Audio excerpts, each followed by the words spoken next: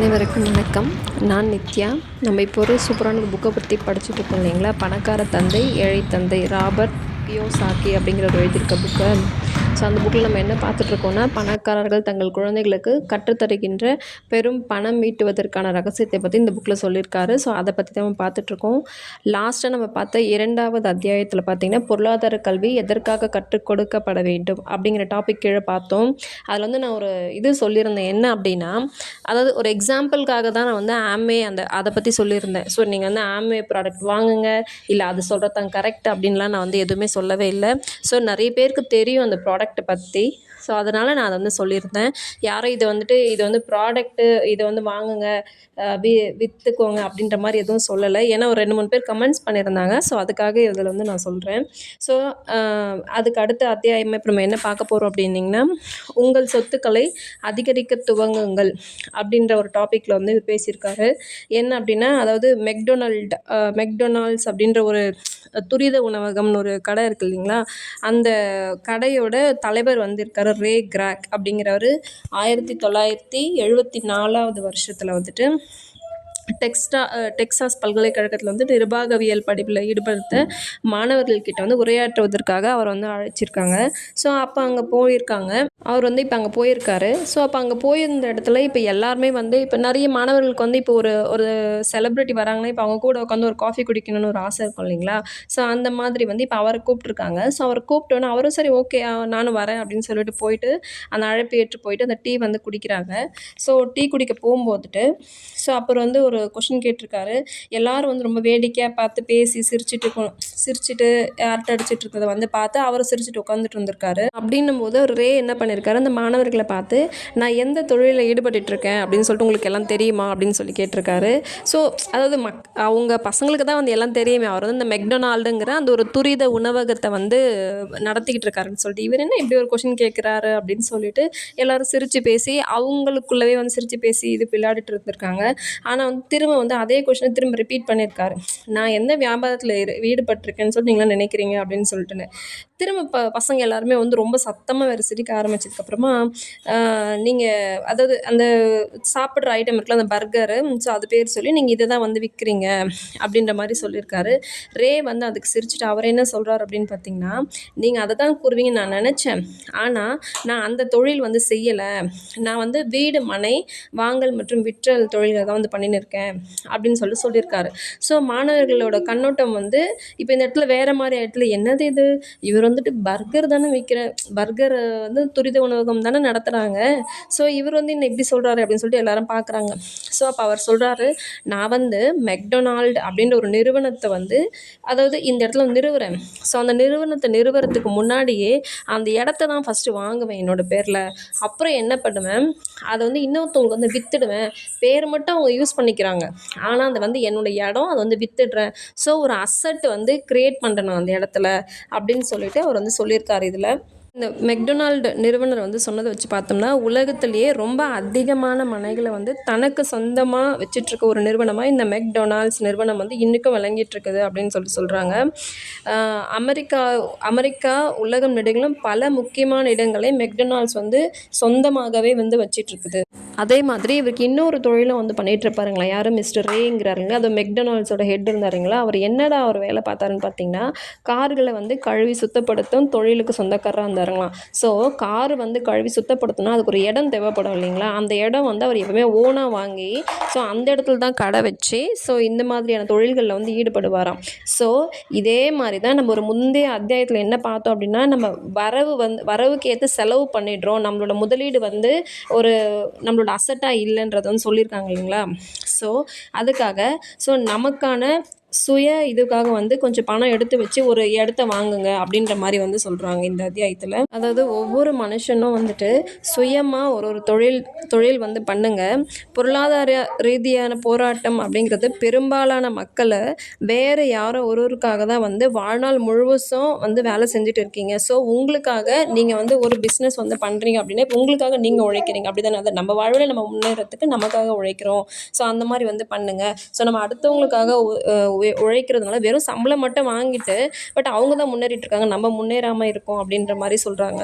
மாதிரி இன்றைய கல்வியை பொறுத்த வரைக்கும் எப்படின்னா, இப்போ வந்து இப்போ இன்ஜினியரிங் படிச்சிருக்கோன்னா ஒரு இன்ஜினியராக மட்டும்தான் வேலை செய்ய முடியும். ஒரு செஃப், ஒரு சமையல் கலை நிபுணராக படிச்சிருக்கோம் அப்படின்னா, ஸோ இப்போ அதுக்காக மட்டும்தான் வேலை செய்ய முடியும். காவல்துறை அதிகாரிகளாக இருந்தாங்கன்னா, ஸோ காவல்துறை அதிகாரியை மட்டும்தான் வந்து வேலை செய்ய முடியும். ஸோ அந்த மாதிரி வந்து இல்லாமல், இதுக்கு வந்து ஒரு எக்ஸாம்பிளை வந்து சொல்கிறாரு. உங்களோட தொழில் என்னன்னு சொல்லிட்டு அவர் போகிற இடத்துல மக்கள்கிட்ட கேட்பாங்களாம்.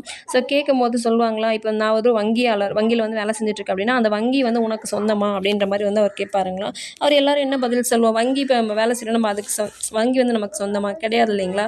ஸோ எல்லாருமே இல்லை அப்படின்ற மாதிரி பதில் சொல்லுவோம். அந்த மாதிரி பதில் சொல்லுவாங்க. ஸோ இப்போ நம்ம ஒரு படிப்பு படிக்கிறோம் அப்படின்னா அதிலிருந்தும் நீங்கள் எடுத்துக்கிறீங்க. ஸோ ஆனால் அதுக்கான அசட்டை வந்து க்ரியேட் பண்ணுறத வந்து நம்ம வந்து மறந்துடுறோம் அப்படின்றத வந்து இதில் வந்து ரொம்ப தெளிவாக சொல்லியிருக்காரு. வேறு யாரோடைய ஒருத்தவங்களோட தொழிலை வந்து கவனிக்கிறதுல தான் வந்து நம்ம அதிகமான வந்து நேரத்தை வந்து செலவிடுறோம். அதே வந்து அவர் தான் வந்து அந்த பணக்காரன் ஆகிக்கிட்டு இருக்காரு, நம்ம வந்து அதே நிலைமையில தான் இருக்கோம். ஸோ அதுக்காக பொருளாதார ரீதியாக பாதுகாப்பாக நம்ம இருக்கணும் அப்படின்னு நம்ம நினச்சோம் அப்படின்னா, ஒருவர் வந்து சுயமாக ஒரு தொழில் வந்து கண்டிப்பாக பண்ணணும். உங்கள் வியாபாரம் வந்து உங்களோட சொத்து, அதாவது நம்மளோட அசட்டை மட்டுமே சுற்றி இருக்கும், அதோட வருவாயை வந்து சுற்றி இருக்காது அப்படின்ற மாதிரி இதில் வந்து சொல்கிறாரு. அதே மாதிரி பணக்காரர்கள் வந்து என்ன பண்ணுறாங்களோ, அவங்க சொத்து பற்றி மட்டுமே வந்து அவங்களோட கவனம் வந்து இருக்குதான். அதே வந்து இப்போ நம்மள மாதிரி ஏழை வர்க்கத்தினர், அந்த மிடில் கிளாஸ் அந்த மாதிரிலாம் இருக்குல்ல, ஸோ அவங்களோட கவனம் வந்து எப்படி இருக்குன்னா, வருமான வரி அறிக்கை எவ்வளோ வரும், அதுக்கு நம்ம எவ்வளோ பே பண்ணணும், அதை பற்றி மட்டுமே நம்ம யோசிச்சுட்ருக்கோம் அப்படின்னு சொல்கிறாரு. அதனால் நம்ம வந்து இப்போ நிறைய பேர் சொல்கிறோம் இல்லைங்களா, எனக்கு இந்த வேலை பிடிக்கல, எனக்கு இன்னும் வந்து சேலரி அதிகமாக வேணும், பதவி உயர்வு வந்து அதிகமாக வேணும், ஸோ அப்படின்றத வந்து நம்ம திரும்ப திரும்ப வந்து புலம்பிகிட்டே இருக்கிறோம் அப்படின்ற மாதிரியும் சொல்கிறாரு. முக்கியமாக இதில் சொல்கிறது என்னென்னா, பொருளாதார ரீதியான போராட்டம் பெரும்பாலும் மக்கள் வேறு யாரோ ஒருவருக்காக தங்கள் வாழ்நாள் முழுவதும் உழைப்பதன் நேரடி விளைவாக தான் இருக்குது அப்படின்றத வந்து ரொம்ப தெளிவாகவே சொல்லியிருக்காரு நம்ம ஆத்தர்.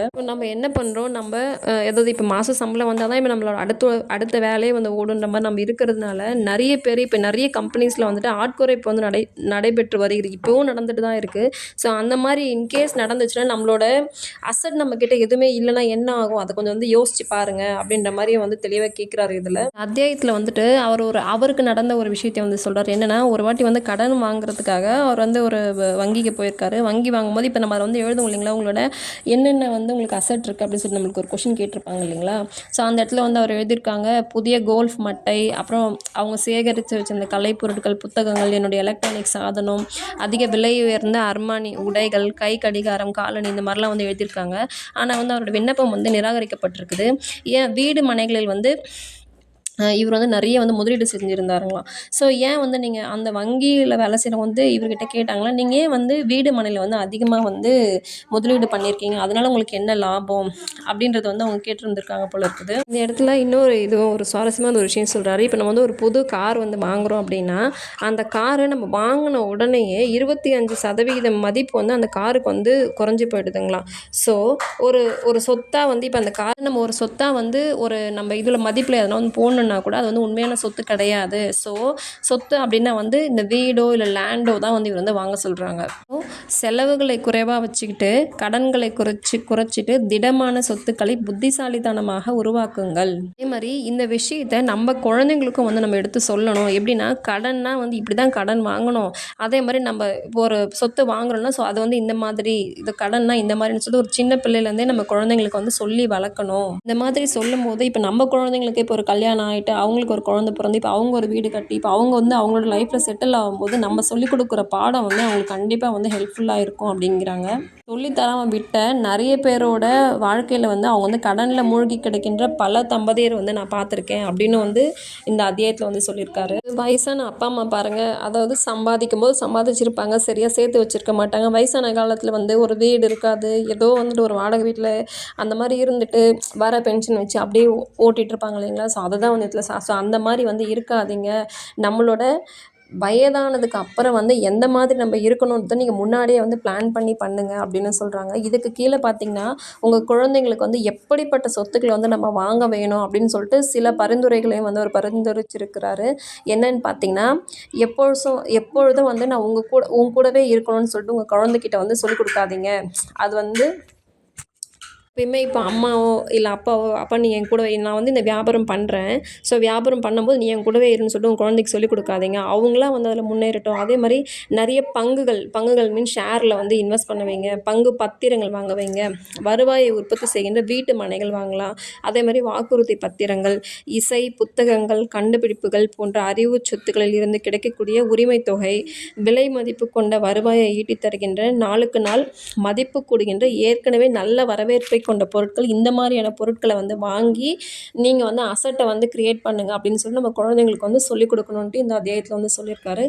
மே இன்னும் நெறைய சொல்லியிருக்காரு. இன்னும் அடுத்தடுத்த பதிவுகள்ல வந்து அத பத்தி நம்ம பார்க்கலாம். Thank you so much.